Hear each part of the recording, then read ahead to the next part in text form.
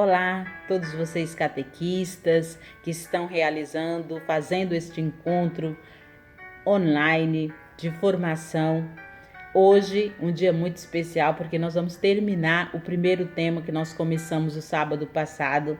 Já peço desculpa de antemão por não fazer esse encontro ao vivo. Tivemos um problema técnico e não foi possível fazer esse programa ao vivo. Mas o próximo sábado estaremos juntos ao vivo, se Deus quiser. Hoje o encontro continua com a questão em torno de Jesus histórico e o Cristo da fé. Com quem? Com o Padre Edilson, mestre em teologia dogmática pela Universidade Gregoriana de Roma. Vamos agora então iniciar o nosso encontro com a nossa oração inicial. Cada um pense na sua prece, por quem você quer rezar, pelo que você quer rezar. Eu, de modo especial, rezo por você, catequista, para que estes encontros sejam realmente importantes na vida e na sua missão de catequizar. Em nome do Pai, do Filho, do Espírito Santo. Amém. Vinde, ó Deus, em meu auxílio, socorrei-me sem demora. Glória ao Pai, ao Filho e ao Espírito Santo, como era no princípio, agora e sempre. Amém. Ó Deus, fonte de todas as coisas, vós enchestes o mundo de dons, e depois de criar o universo, concluíste que tudo era bom. Terminando tão grande trabalho, decidiste entrar em repouso, ensinando aos que cansam na luta que o descanso é também dom precioso. Concedei aos mortais que suplicam os seus erros lavarem no pranto e andarem nos vossos caminhos, descobrindo da vida o encanto. Este dom concedei-nos, Deus Pai, pelo Filho Jesus sumo bem, pelo Espírito Santo Paráclito, que reinais para sempre. Amém. Salmo 118. Meditação sobre a palavra de Deus na lei. Vossa palavra, Senhor, é uma luz para os meus passos. Vossa palavra é uma luz para os meus passos, é uma lâmpada luzente em meu caminho. Eu fiz um juramento e vou cumpri-lo. Hei de guardar os vossos justos julgamentos. Ó Senhor, estou cansado de sofrer. Vossa palavra me devolva a minha vida. Que vos agrade a oferenda dos meus lábios. Ensinai-me, ó Senhor, vossa vontade. Constantemente está em perigo a minha vida, mas não esqueço, Senhor, a vossa lei. Os pecadores contra mim armaram laço, eu, porém, não reneguei vossos preceitos. Vossa palavra é minha herança para sempre, porque ela é que me alegra o coração. Acostumei meu coração a obedecer-vos para sempre até o fim. Glória ao Pai, ao Filho e ao Espírito Santo, como era no princípio, agora e sempre. Amém. Vossa palavra, Senhor, é uma luz para os meus passos. Em nome do Pai, do Filho e do Espírito Santo. Amém. Vamos ao resumo do encontro passado. Então, aqui nós temos o tema, a questão em torno de Jesus histórico e o Cristo da fé. A pesquisa, ela começa em 1694 com Reimarus e ela se divide em 4 fases. A primeira, Old Quest, que é antiga questão. A segunda, No Quest, que é a não questão.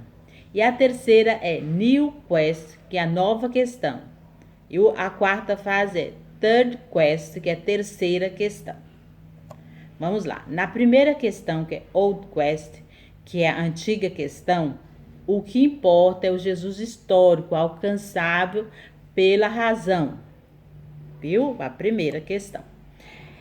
Na segunda fase, que é a No Quest, O que importa é o Cristo pregado, Cristo pela fé. Na terceira parte da pesquisa, a New Quest, que é a nova questão, importa o Cristo histórico e o Cristo da fé. E na quarta, que é a Third Quest, importa um Cristo mais histórico social. A possibilidade de conhecer não somente algumas características do Nazareno, mas também de encontrar-lhe um contexto histórico-social apropriado. Então, na Third Quest é uma questão mais social, olhar Jesus por esta ótica histórico-social. Hoje, neste segundo dia de encontro, quero pedir a vocês que, ao ver o vídeo do Padre Edilson, vocês prestem bastante atenção em alguns pontos importantes. Primeiro, quais são as fontes e informações da pesquisa sobre o Jesus histórico? Do mundo romano, dos testemunhos judaicos, das fontes cristãs. Além de prestar bastante atenção, quais são os critérios para uma leitura crítica? A posição da Igreja, o Catecismo da Igreja Católica sobre esta questão. O que é catequizar? Qual a finalidade da catequese? E prestem bastante atenção nesses pontos.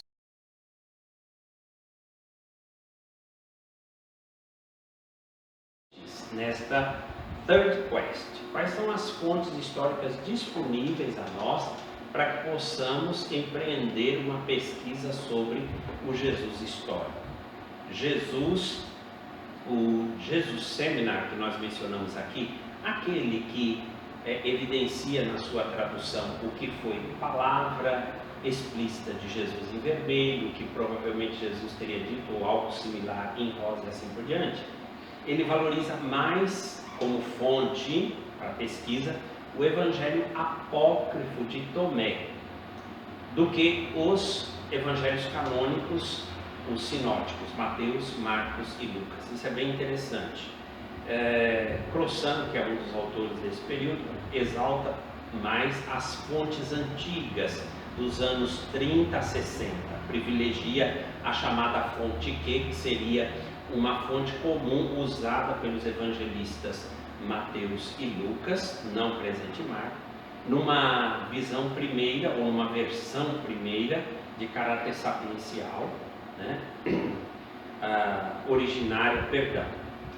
Os evangelhos apócrifos de Tomé, o evangelho apócrifo de Pedro, na versão originária do Evangelho da Cruz, o chamado Evangelho dos Hebreus, o Evangelho secreto de Marcos. Vocês vão dizer assim: nossa, mas tem todos esses evangelhos? Calma lá, nós estamos falando de evangelhos apócrifos, quer dizer, circularam entre grupos cristãos dos primeiros séculos, mas não chegaram a ser definidos como inspirados pela igreja. Contudo, eles têm em seu conteúdo menções que provavelmente são referência ao Jesus histórico, né?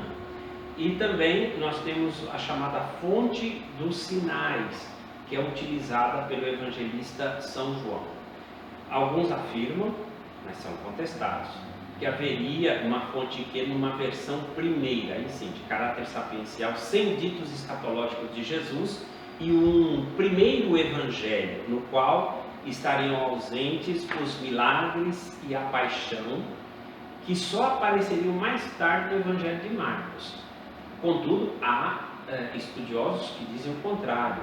Os evangelhos se construíram a partir das narrativas da paixão. Então, há contestação em relação a isso. Muitos também, autores da pesquisa histórica sobre Jesus, dessa fase, privilegiam os sinóticos, Mateus, Marcos e Lucas, como fonte cristã, assim como a literatura judaica de marca rabínica, apocalíptica, qumrânica e pseudepígrafa. O que são os escritos pseudepígrafos? São aqueles escritos atribuídos a um determinado apóstolo, alguma figura proeminente da igreja primitiva, mas que não foi escrito propriamente por ele, né?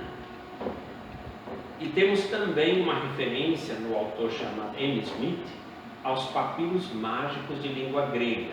E ainda, uma outra coisa importante é a revalorização da arqueologia. Contudo, às vezes ela beira um positivismo histórico. Isso é complicado. A arqueologia é válida, mas ela também precisa de interpretação em relação aos achados, né?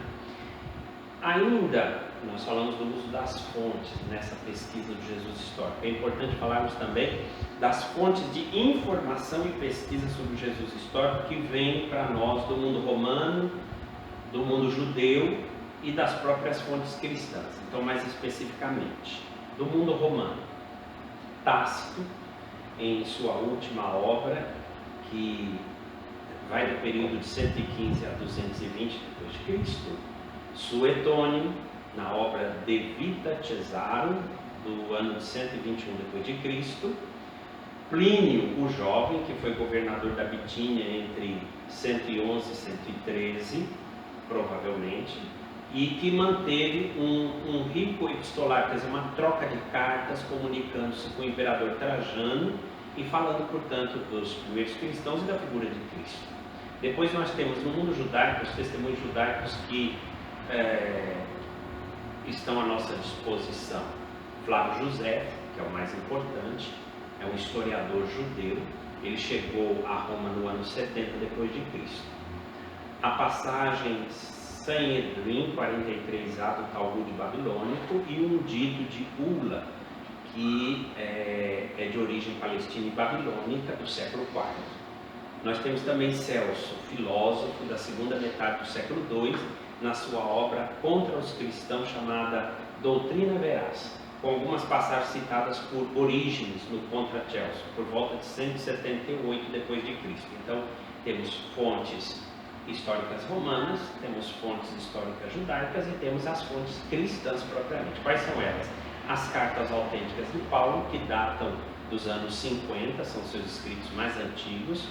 Os 4 evangelhos canônicos, que tiveram sua origem ao longo do século II, ou seja, Mateus, Marcos, Lucas e João, com preferência para os sinóticos, e entre eles o de Marcos, em detrimento de João, por ser Marcos o mais antigo. Nós temos também as chamadas fontes Q, L e M. A fonte Q, que é comum e anterior ao Evangelho de Mateus e de Lucas, e que não está presente no Evangelho de Marcos. Alguns citam esta fonte Q como se fosse o primeiro Evangelho. Temos também a fonte L. O que é esta fonte L? Seriam escritos utilizados por Lucas na redação do seu Evangelho. Porque, por exemplo, quando Lucas fala do Evangelho da infância, nós encontramos dados que só estão presentes nele e em nenhum dos outros evangelistas. Por exemplo, a anunciação a Nossa Senhora da forma como ele descreve, a visita a Isabel e assim por diante, né? O anúncio do nascimento de Zacarias, o anúncio do nascimento de João Batista a Zacarias, o seu pai, que era sacerdote. Então, alguns estudiosos julgam que Lucas utilizou-se de uma fonte que era desconhecida dos demais. Do mesmo modo, Mateus também se serve de uma fonte desconhecida dos demais. Essa é a chamada fonte M. M porque utilizada por Mateus. Por exemplo, Mateus fala da visita dos magos a Jesus. E só o Evangelho de Mateus menciona esse fato. Nenhum dos outros evangelistas menciona este fato. Depois nós temos ainda, como fontes cristãs, os outros evangelhos, entre aspas, porque são apócrifos. Temos o Evangelho de Tomé. Alguns estudiosos o consideram o mais importante entre os apócrifos e confiável acerca do Jesus terreno, ao lado da fonte Q. E ele é datado da primeira metade do século II, originário da Síria. Nós temos também o Evangelho de Pedro, que é conhecido por textos patrísticos da segunda metade do século II. Ou seja, padres da igreja primitiva citaram este Evangelho de Pedro. Nós não temos o texto do Evangelho de Pedro na íntegra, mas temos citações deles, do Evangelho de Pedro, nestes autores, os padres da igreja. O papiro Egerton, que é da segunda metade, aliás, da metade do segundo século, o Egerton II. Temos também o Evangelho Secreto de Marcos, então são muitas fontes, como vocês podem perceber. Os evangelhos judeu-cristãos, que são os evangelhos dos hebreus, dos egípcios, dos nazarenos, todos esses evangelhos se perderam. Nós não temos os textos íntegros, mas eles são citados pelos padres da igreja. E temos os ditos esparsos de Jesus, também chamados ágrafa. Ágrafa quer dizer aquilo que foi dito, mas não foi escrito. Ou seja, não está lá nos evangelhos canônicos, mas são ditos de Jesus que a comunidade cristã primitiva conservou. Nós temos os chamados ágrafa, portanto. Critérios para uma leitura crítica que deve levar em conta uma aplicação convergente de todos eles, uma vez que cada um tem suas limitações.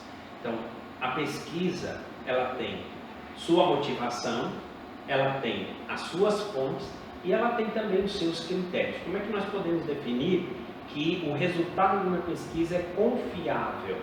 Como é que nós podemos acreditar que esses dados que eles estão nos fornecendo são confiáveis, são autênticos? Então, para isso, aplicam-se vários critérios.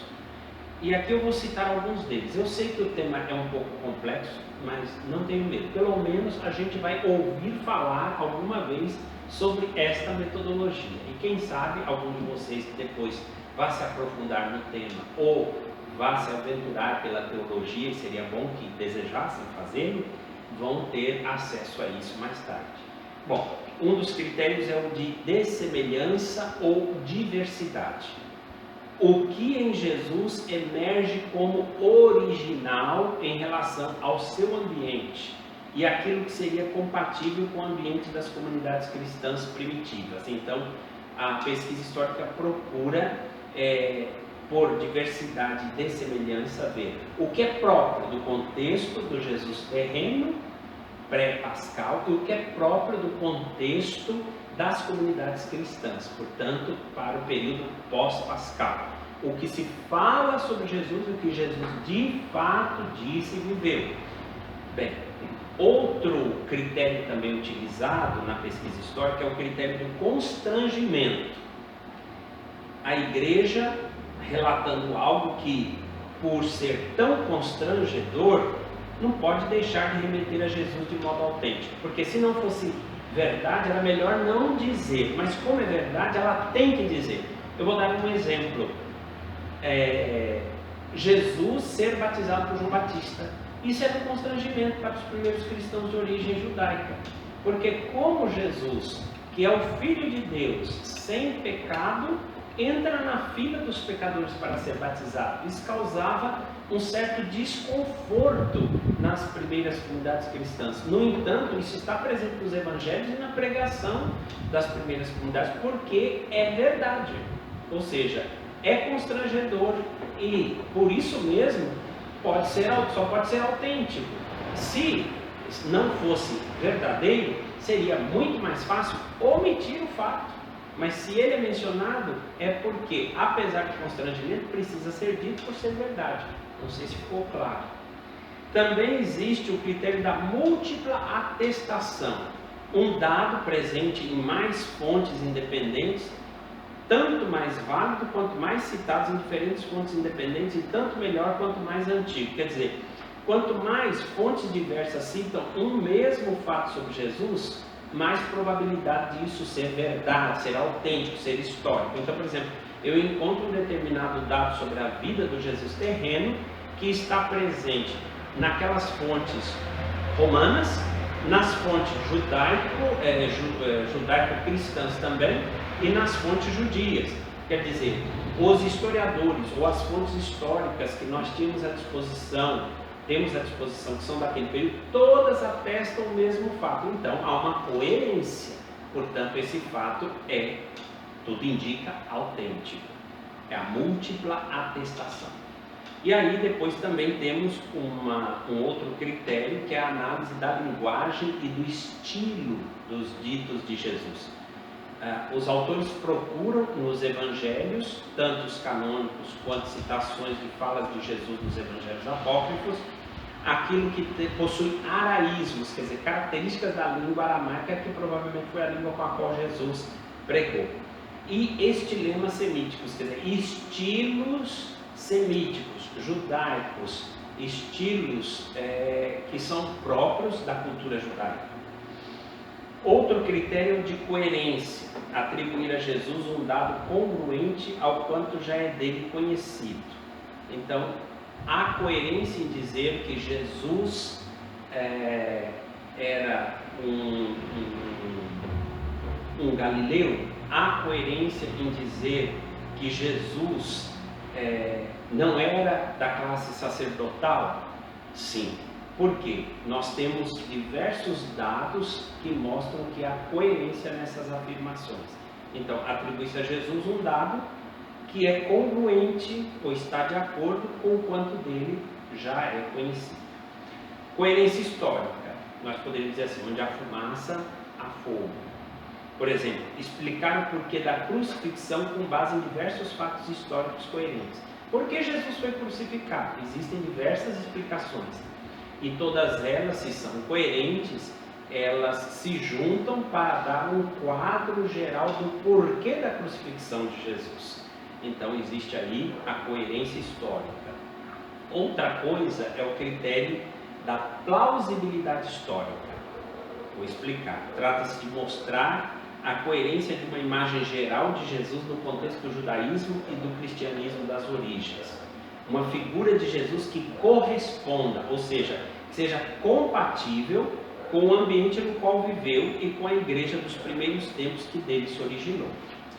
Importante uma advertência quando falamos desses critérios, que o nosso autor já citado, Barbalho, nos diz, é este. Dados os limites inerentes desse tipo de pesquisa sobre Jesus histórico, não existe qualquer pretensão de reconstruir in vitro o verdadeiro Jesus de Nazaré. Intenta-se, de preferência, apresentar uma imagem sua plausível, tanto quanto nos permite os testemunhos em nossas mãos. Não, desculpe a linguagem, mas não vamos viajar na maionese. Vamos nos ater àquilo que a pesquisa histórica consegue nos fornecer. Agora, depois de termos falado sobre as fases da pesquisa, as imagens de Jesus que brotam destas fases da pesquisa, sobre as fontes à disposição para esta pesquisa e os critérios com os quais nós devemos usá-las, por fim, é importante dizermos também qual é a posição da igreja a respeito deste tema. Porque, assim como na pesquisa da Old Quest e da Third Quest apareceram diversas imagens diferentes de Jesus, algumas delas até coerentes, outras nem tanto. Hoje em dia também nós temos uma imensidade de imagens a respeito de Jesus. Há aqueles que apregam que Jesus é uma espécie de guru espiritual, que tem mensagens bonitas, ensinamentos válidos para a humanidade, mas nem por isso acreditam que Jesus seja o Filho de Deus, o Salvador, ou a palavra definitiva de Deus para nós, para a nossa história e para este mundo. Há outros, por exemplo, que veem Jesus como um sábio do Oriente, um a mais ao lado de tantos outros, como seria Zaratustra, como seria Confúcio e assim por diante. Há aqueles que acham que Jesus, na verdade, seria uma espécie de reencarnação de um espírito crístico.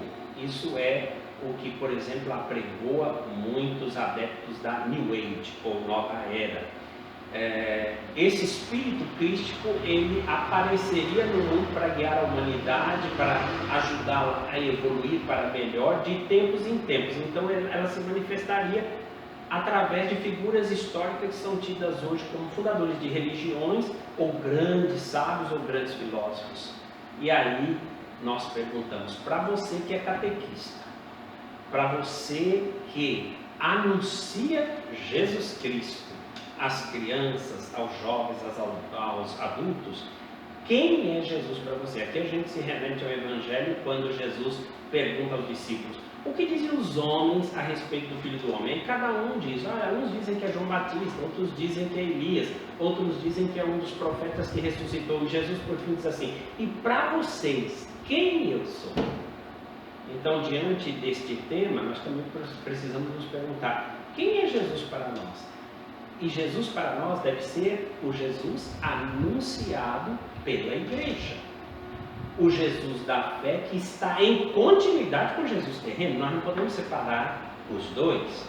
E então, me permitam ler aqui, citar alguns números do Catecismo da Igreja Católica, da declaração também Dominus Iesus, da Congregação para a Doutrina da Fé do ano 2000, quando celebrávamos o Jubileu do Cristianismo, e também da encíclica Redentoris Missio do Papa João Paulo II.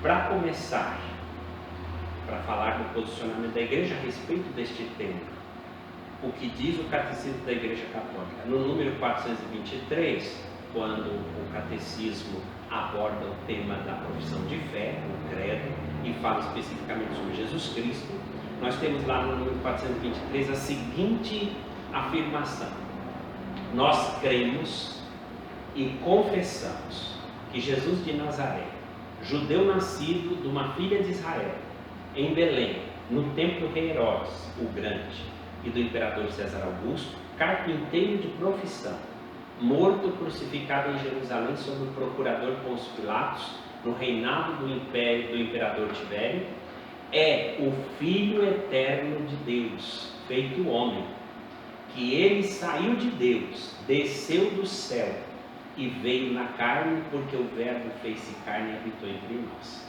Nós vimos a sua glória, a glória que lhe vem do Pai como Filho unigênito, cheio de graça e de verdade. Na verdade, foi da sua plenitude que todos nós recebemos graça sobre graça. No número 424, o Catecismo afirma: movidos pela graça do Espírito Santo e atraídos pelo Pai, nós cremos e confessamos a respeito de Jesus: tu és o Cristo, o Filho do Deus vivo. Foi sobre o rochedo desta fé confessada por Pedro que Cristo edificou a sua igreja. E aí, uma coisa interessante, sobretudo para vocês catequistas, e eu me incluo porque o sacerdote também, o presbítero, é um catequista. O ensino de Cristo na catequese. O Catecismo da Igreja Católica, no número 423, no número 426, diz assim: no coração da catequese encontramos essencialmente uma pessoa, Jesus de Nazaré, Filho único do Pai, que sofreu e morreu por nós e que agora ressuscitado vive conosco para sempre. Catequizar é revelar na pessoa de Cristo todo o desígnio eterno de Deus. É procurar compreender o significado dos gestos e das palavras de Cristo e dos sinais por ele realizados. O fim da catequese é pôr em comunhão com Jesus Cristo. Somente ele pode levar ao amor do Pai no Espírito e fazer-nos participar na vida da Santíssima Trindade. E no número 427, o Catecismo ainda diz sobre a catequese. Na catequese, é Cristo, Verbo encarnado e Filho de Deus, que é ensinado. Tudo mais o é em referência a Ele. E só Cristo ensina.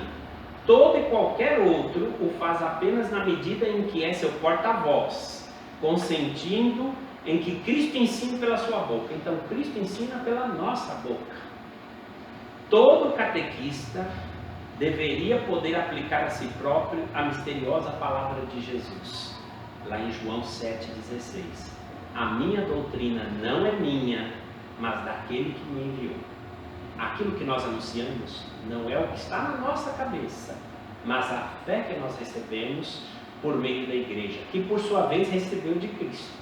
E é este Cristo que nós anunciamos, e não o que dizem por aí a respeito de Jesus. Tantas e tantas ideias, tantas e tantas afirmações, mas nós temos que nos basear naquilo que nos ensina o magistério da igreja, que não despreza, veja bem, a pesquisa histórica, o estudo sobre Jesus de Nazaré. Isso para nós é importante e interessante, mas na medida que nos ajuda a entrar em comunhão ainda mais profunda com Cristo, a compreender ainda melhor o que Ele nos deixou e nos ensina por meio do Evangelho.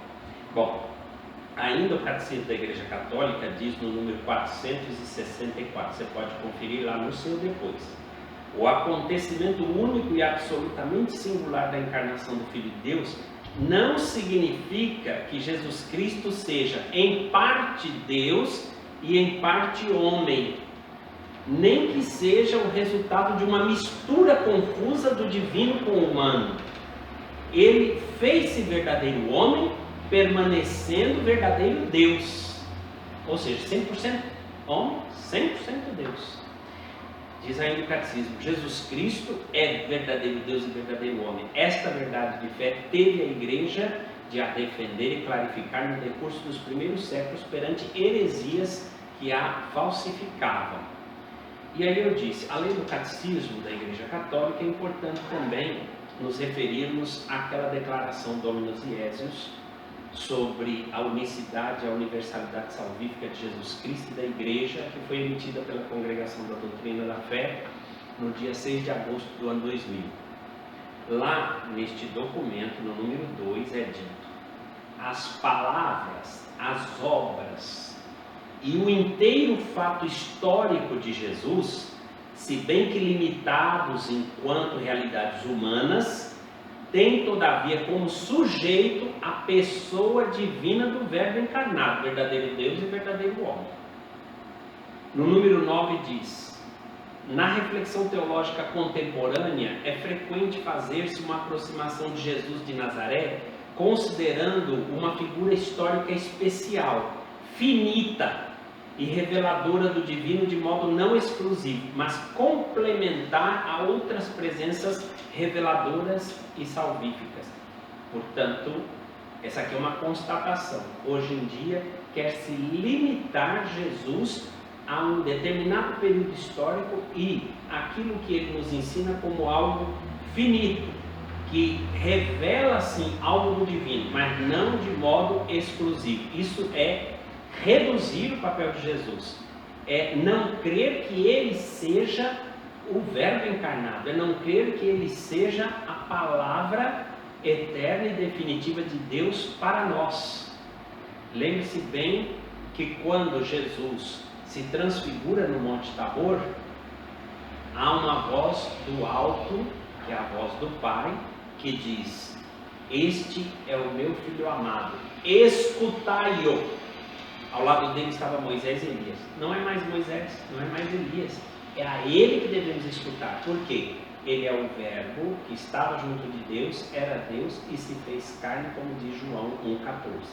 E ainda, no número 10 da declaração do Dominus Iesius, é dito assim: a esse respeito, quer dizer, ao fato de na reflexão hoje teológica muitas vezes reduzir o papel revelador de Cristo, a esse respeito João Paulo II declarou explicitamente: é contrária à fé cristã introduzir qualquer separação entre o Verbo e Jesus Cristo, ou seja, entre o divino e o humano em Jesus.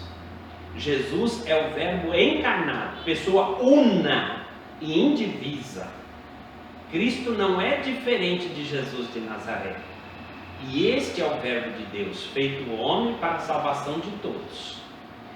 Bom, para concluir, eu tomei o número 6 da encíclica Redemptoris Missio, porque eu acho que ela faz uma bela síntese do que nós poderíamos dizer que é a afirmação da Igreja a respeito da pesquisa histórica sobre Jesus.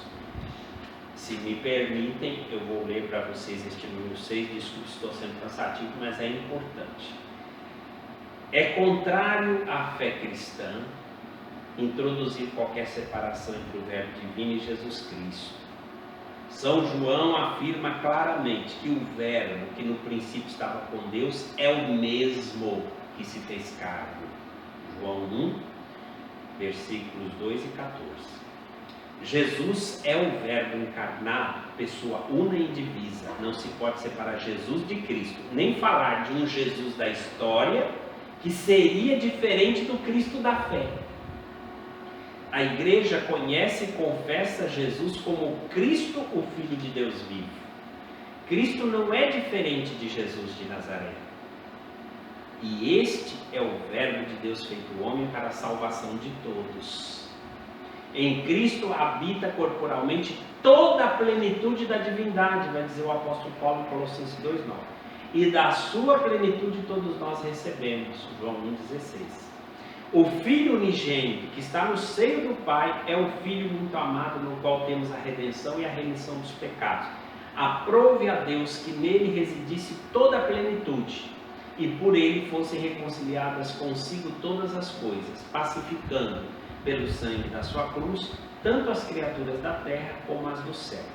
Precisamente esta singularidade única de Cristo é que lhe confere um significado absoluto e universal, pelo qual, enquanto está na história, é o centro e o fim desta mesma história. Eu sou o alfa e o ômega, o primeiro e o último, o princípio e o fim, como diz Apocalipse 22:13. Com isso, eu concluo esta colocação a respeito desta temática de Jesus histórico do Cristo da fé, com o posicionamento da igreja, que é a fé que temos. E repito, é válido, é importante a pesquisa sobre Jesus histórico. Contudo, nós, quando nos debruçamos sobre esta pesquisa, não podemos deixar de lado aquilo que recebemos da igreja, ou seja, aquilo que nós professamos em nossa fé, que o Jesus histórico é o mesmo Cristo da fé. Há uma continuidade, jamais uma descontinuidade. Há uma única pessoa de Jesus, que é Deus verdadeiro, o Filho unigênito de Deus, e Deus como Pai, e é também homem como nós, ou humano como nós, assumiu a nossa natureza humana, fez-se igual a nós em tudo, como diz a carta aos Hebreus, a nós igual em tudo a nós, menos no pecado. Então, quando nós separamos Jesus histórico do Cristo da fé, além de estarmos sendo heréticos, nós estamos cometendo um erro muito grave. Por isso, é importante que a gente não despreze a pesquisa histórica, mas sem jamais desvinculá-la daquilo que o magistério nos ensina. E é importante também que nós tenhamos um encontro pessoal com este Jesus que veio ao mundo, se fez um de nós, entrou em nossa história, é o centro de nossa história, deve ser o centro de nossa vida, e que ressuscitou, está junto do Pai, ao mesmo tempo que está junto de nós o tempo inteiro. Estou convosco todos os dias até o fim dos tempos. É este Jesus vivo, atual, presente no meio de nós, que nós anunciamos. Mas nós não podemos dar o que não temos. Se nós queremos de fato catequizar como quem transmite a experiência da fé, é preciso que tenhamos um encontro com Jesus Cristo vivo, e o Jesus que é anunciado pela igreja. Porque, de novo, repito para concluir a pergunta que Jesus já tinha colocado no Evangelho: para vocês, quem eu sou? Queira Deus que nós possamos com a igreja afirmar: tu és o Cristo, o Filho de Deus vivo. Um grande abraço a todos, que Deus abençoe o trabalho catequético de vocês, o trabalho de anúncio do Evangelho, e que ajude a vocês a aprofundarem-se cada vez mais na fé que receberam.